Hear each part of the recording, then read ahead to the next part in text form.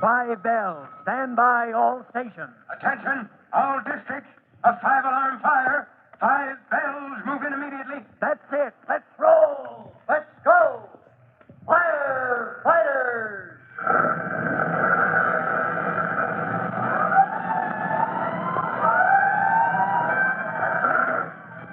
Presenting Firefighters, the true-to-life story of our unsung heroes who stand ready to ride by day or night against our most murderous enemy, the demon of fire. In a moment, we'll join Fire Chief Bob Cody in his office in Headquarters Station as he looks out of the second-story window and smiles as he sees young Jimmy Collins enter below.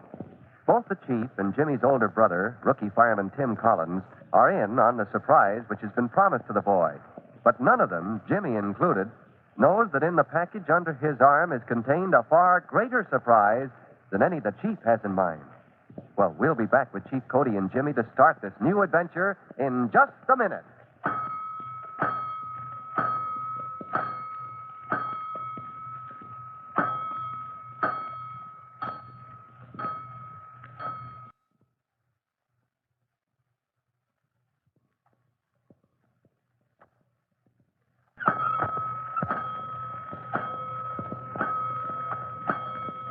Let's go, firefighters. Let's join Chief Cody and young Jimmy Collins in the chief's private office. Jimmy places his package gingerly on the desk and sits bolt upright in the chair opposite. Chief Cody grins and then says, Now, look, son, you don't have to act as though I'd called you in here to break you from captain to lieutenant. Now, you've been mighty helpful to the department a couple of times recently. It's time I followed up a promise I made. A promise? To me? To you and all the other boys in your junior firefighter outfit. That brigade you started in school, they're still anxious to hold that antique sale? Sure, we could use a little money. Well, if your sale was run right, you could aim a lot higher than that, Jimmy. I don't see why you couldn't raise enough to rent some place for a clubhouse, get a library of books on firefighting, and really get organized. Oh, brother, wouldn't that be something? Well, that's why I asked you to come here. The boys and me, we'd like to help. Did you notice anything downstairs? No, I figured you might get sore if I hung around and looked over the apparatus. Well, I must have got myself a reputation. What I meant was the boys have already brought in a few old pieces. There's a rocking chair like you don't see these days, an old-fashioned desk, secretary you call it. You got things rolling already. Well, I figure you boys take it from here, Jimmy. Hold a meeting, send the gang out for donations, keep a record of what you get, and, store the stuff here if you like. Swell. That's why you phoned and told me to bring along those items we got from Mrs. Wilcox, huh? I remembered you and your sister Trudy picked up something there the day her attic caught on fire. Yeah, an old cup and saucer and a snuff box of some kind. They might bring in a few dollars. Do you want to see them? Well, that's out of my line, son. You put them away carefully downstairs. Keep a list of any donations too big to carry, and we'll send a truck out to pick them up. Oh, gosh, Chief, this is darn swell of you. And when you've got enough antiques collected, you can hold the sale here if you like. Until then, they won't be in the way, Chief? No. Another thing, you'd be surprised how many people wander in and out of here. They'll see the stuff, start talking about it before the sale. Oh, what do you know? Advanced publicity.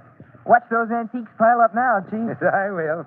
And all the time I'll be thinking, I've fixed things for once so my friend Jimmy Collins won't find himself in the middle of a peck of trouble. Well, what Chief Cody doesn't know won't hurt him, will it? By late that afternoon, the boys around the station are shaking their heads.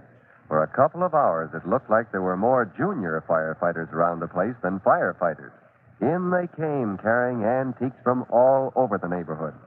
Jimmy, standing by with a notebook, keeping track of all donations brought in by his friends. Just before supper time, Jimmy noticed a stoop-shouldered little old man with wisps of gray hair standing out from his head, accompanied by a dog. It'd be hard to say which was nosing about the antiques with more interest, the dog or his master. If you find something there you like, mister, don't forget we're going to be having a sale pretty soon. You like antiques? I've thought of nothing else for 50 years, young man. I'm an antique dealer. Lucius P. Darby's the name. You've heard of my shop on Cedar Street? Well, no, I don't think... Here, boy. Take your nose out of that box. I'd better lift that up on the table out of the way. Your dog's kind of curious, Mr. Darby. That dog, young man, has a passion for antiques. He knows more about them than I do. I take him with me everywhere. Wouldn't think of stirring out of the shop without him. You're kidding me. Oh, not at all, not at all. My, you've got quite a collection of bric-a-brac in that box. Ah, this old cup and saucer. An interesting pattern, don't you think? Gee, I don't know anything about that. Is it worth something? That's all I want to know. Oh, $4 or $5, perhaps? Mrs. Wilcox gave us that, along with this old snuff box. Here, take a look at it. The fleur-de-lis. Good heavens and earth. The fleur de who? Oh, never mind that. Somebody gave you this? Sure. You mean she didn't know how valuable it is? Oh, I didn't say it was valuable. It merely caught my eye, that's all. Fleur-de-lis, French for flower of the lily. Famous emblem. You see how it's worked into the cover? Yeah.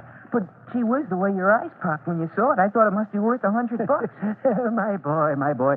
You don't know how funny that is. I don't get it. You mean it's worth more or less? To start your sale off right, I'll give you $5 for it. Just as a favor, you understand. Oh, I couldn't do that, Mr. Darby. 10. That's as high as I'll go. Well, gosh, that's awful tempting, but I couldn't do it. If you want to come here the day the sale starts, after we've got this sorted out... You'd save it for me? We sort of figured on first come, first served. But if you're as anxious to have it as all that... not at all. You've mistaken my interest in the that is, in this snuff box entirely. Let's forget the whole thing. What's your name, young man? Jimmy Collins. Jimmy, let's put these trifles back in the box. I suppose you're as interested as I am in fire apparatus. I'll say I'm going to be a fireman someday. Well, my goodness. What's that? Oh, gee whiz, it's the alarm, of course. See, there's Chief Cody. And that's his car over there. See, that's his driver getting in now. But the trucks, aren't they going too? Well, I guess this isn't their call. The fire must be out of their territory. But Chief Cody gets a call for a lot of fires that this engine company doesn't go to. Well, there he goes. Oh, very efficient, Jimmy. Yeah, if you'll excuse me a minute, I'd like to check up on where the fire is. When Jimmy returns a moment later, Lucius Pete Darby is quietly talking to his dog. Ah, there you are, Jimmy. I was just saying it was time we ran along. Isn't that right, boy? Well, tell everybody about our sale and drop in yourself. I'll try. One friendly tip, my boy. You mean about the snuff box? Snuff box? Oh, yes, I'd forgotten. No, this is a little warning. Watch your antiques carefully, my boy. Oh, gosh. Can you see someone walking off with a chair? It's the little things that disappear. If you ran an antique shop, you'd know from bitter experience. Some people just can't resist them. Watch their pockets, Jimmy. That's the trick. Make sure they don't bulge, that they look flat, like mine, you see? Well, sure, I see. But... don't forget that. Now, boy, shake hands with Jimmy. That's it. Good day, young man, and good luck. Jimmy can't help smiling at the curious little man and his four-legged friends. But after they've left, there's a puzzled look on his face. It's still there when Chief Cody's car swings into the station house a few minutes later.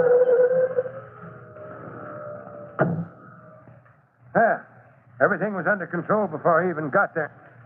What's the matter, Jimmy? Oh, I'm glad you came right back, Chief. I want you to take a look at that snuff box Mrs. Wilcox gave us. I don't know anything about snuff boxes. Why don't you or your sister get a book out of the library? It'll only take a minute, Chief. It's in a box right over here. I showed it to an old man a few minutes ago. The old fellow with the dog? Yes, sir. You couldn't help liking him, but gosh, was he a character. He acted like that thing was worth $1 million. That's silly. You must have been mistaken, son. No, he didn't want me to know he was interested in it, so he changed the subject. And, holy smoke! The snuff box. It isn't here. It's gone. Well, maybe it was valuable at that. So the old man did walk off with it, huh? Mr. Darby? Oh, that's impossible. He couldn't have. You mean somebody else came in after him? No. He was the last one. I showed it to him, and... Well, then he must have taken it, Jimmy. I tell you, he couldn't, sir. Gosh, he even patted his pockets to show me he had nothing in him. Don't you think that was rather strange? Well, of course, but he wasn't carrying it on him. I shook hands with him and then with his dog. With it? Do you feel all right, son? Oh, I'm not crazy. I just mean neither Mr. Darby or the dog was carrying that snuff box. Well, maybe he hid it around here. Oh, that wouldn't have made sense. Gosh, he'd have known we'd hunt for it. We'll look, but we won't find it. Oh, come now. Maybe it seems kind of mysterious, but... Kind of. My gosh, Chief, you wait and see. I tell you, Well, he just made that snuff box vanish into thin air. An hour later, and with the help of half his crew, Chief Cody is inclined to agree. No snuff box. And with Jimmy certain Mr. Darby did not have it on him, well, the mystery is complete. To learn what happened then, be sure to listen to our next exciting episode of The Firefighters.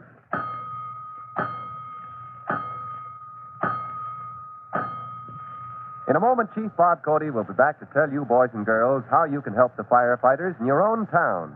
But first, a special message for all of you.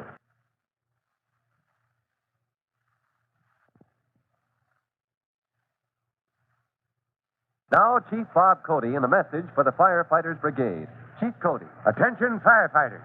This is Chief Cody with your special assignment. Whether you live in the city or the country, most of you at one time or another get out into the woods or the fields, hiking or camping, maybe just a picnic.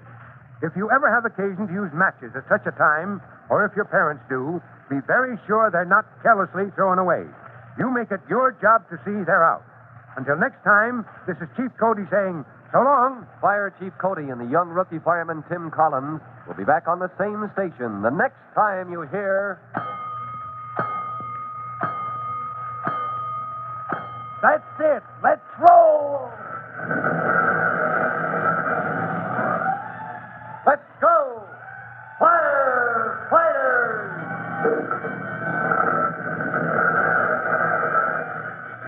Firefighters is a copyrighted feature of William F. Holland Productions.